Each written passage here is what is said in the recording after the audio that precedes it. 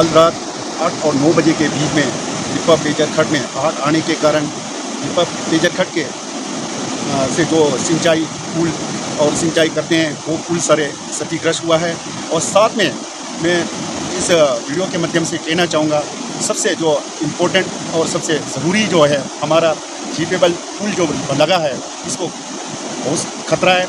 मैं इस वीडियो के माध्यम से चाहे विभाग को चाहे सरकार से मैं आग्रह करता हूँ कि ये पुल के साथ सीसी लाइनिंग करके पुल के नीचे मलबा को हटाने का तुरंत आप कोशिश करें। हमारा यही ग्राम पंचायत लिपा का यही आप सभी को निवेदन करता हूँ।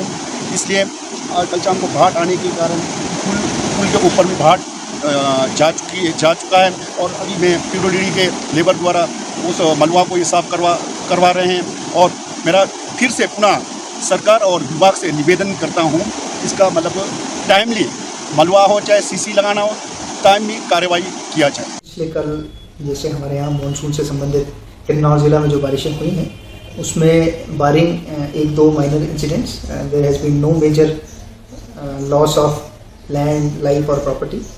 अगर हमारे पास मैं 3 इंसिडेंट्स की बात करूं जो थोड़े से हमारे लिए नोटिस वर्दी हैं, तो सबसे पहले तो एक हमारा जो सुरचो गांव है भावा गली में, वहाँ पे सुरचो खड्ड में पानी ज़्यादा बढ़ जाने से उसमें जो टेम्परेरी हमारा वुडन ब्रिज था उसको डैमेज हुआ है, वो बह गया है, जिस वजह से सुरचो गांव का ऐसा रास्ता इम्पैक्ट हुआ है।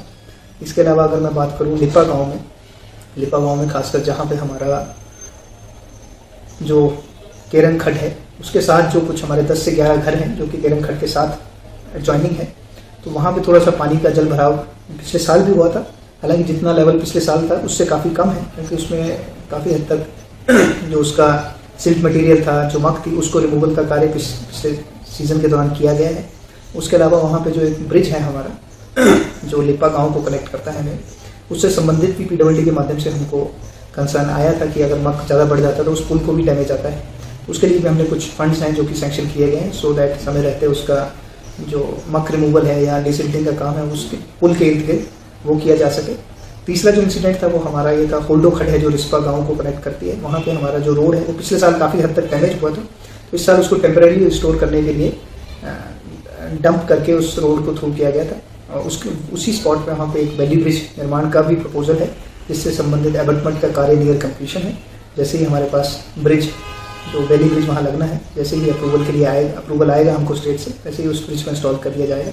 मीनवाइल रिस्पा गाँव के लिए जो ऑल्टरनेट कनेक्टिविटी है हमारी टिडोंग प्रोजेक्ट की साइड से, दैट इज स्टिल देयर। तो रिस्पा गाँव के लिए कनेक्टिविटी अभी भी टिडोंग वाले रास्ते से चल रही है। बाकी इन सभी तीनों इंसिडेंट्स के थ्रू मैं ही सभी किन्नौर वासियों को यही बताना चाहूँगा कि ज़िला प्रशासन, हमारे जो सभी डिपार्टमेंट्स हैं, स्पेशली जो earth moving equipment PWD department है, बीआरओ है, एनएच डिपार्टमेंट है, वो पूरी तरह से मुस्तैद हैं। जो इक्विपमेंट है अर्थ मूविंग इक्विपमेंट्स हैं उनकी प्री पोजिशनिंग कर दी गई है।